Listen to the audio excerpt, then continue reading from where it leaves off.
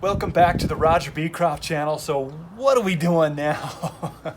Tearing it apart. Sand dune season is officially over as of April 15th. So we got some time this summer to see what we can do.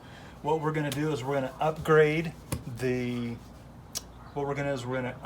put a little bit bigger of a camshaft in there. I'll get you some specifications. If you haven't done so already, hit the like and subscribe button and that notification so I do come out with new videos. You will be the first to be informed. So here we go.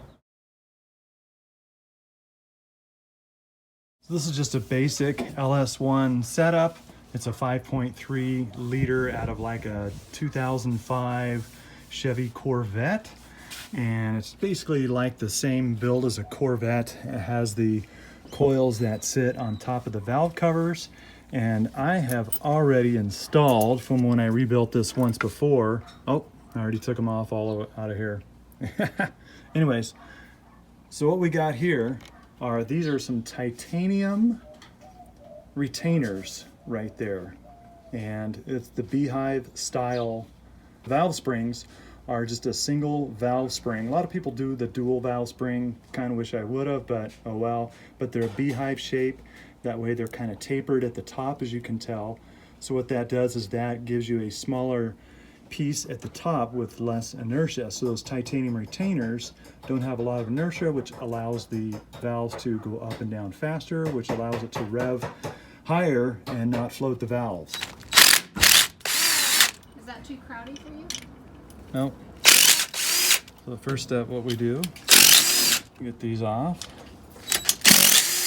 I usually use this little DeWalt impact driver. It's not like a super heavy duty one, but it's awesome. Works really, really good. So underneath here, I already installed, when I rebuilt the engine the first time, these awesome Scorpion roller rockers with a 1.7 ratio. And so far they've been working really, really good. But yeah, pretty awesome. Have the bigger impact driver, and as you can see why I use this, it just takes them off.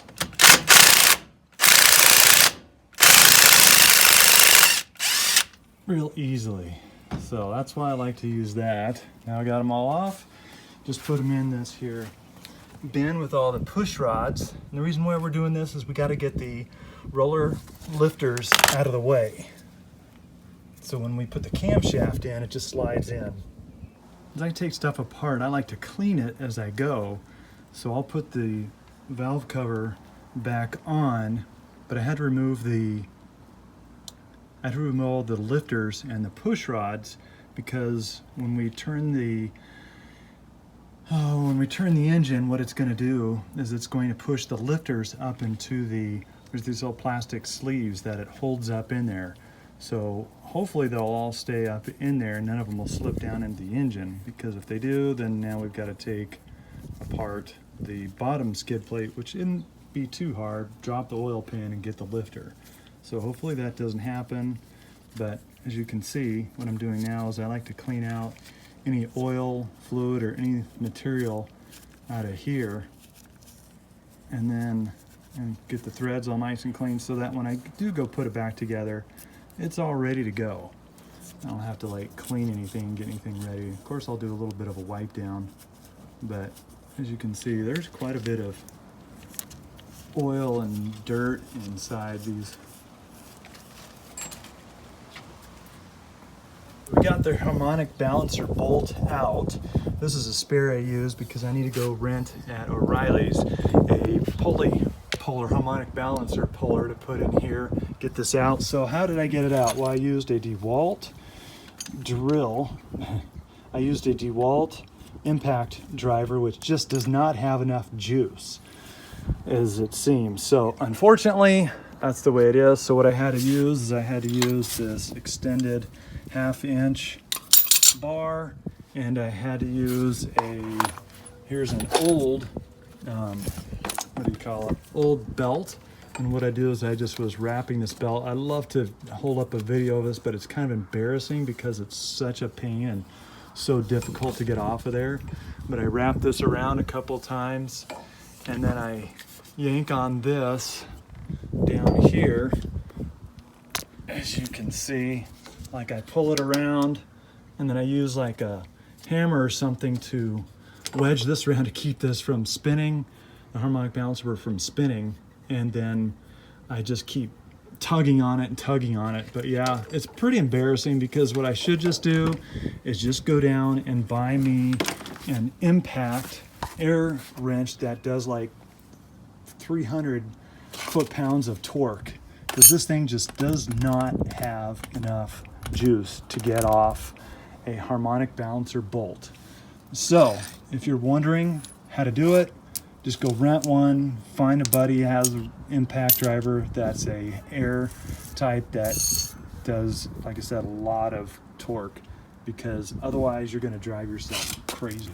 Well, I finally got it all back together. We're going to start it up and see how it sounds. I'm real excited. We got the bigger camshaft in there with the larger duration, the lobe separation, and the taller lift on the valves. So should sound really good. Here we go.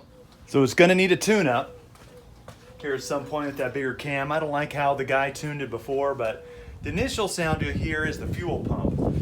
Here we go.